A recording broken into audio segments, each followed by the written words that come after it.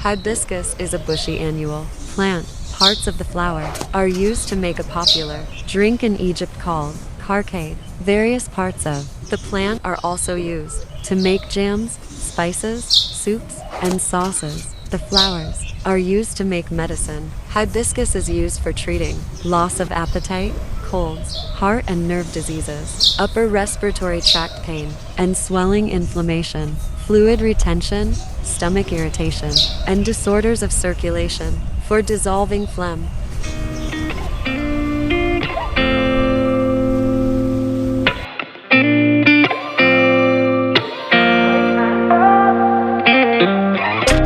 Gotta find my way to you, even though you're next to me. No matter what I do, your heart is drifting out of reach. Head underwater, I'm swimming harder, trying to keep this alive. Gotta find my way to you, now that our love has capsized.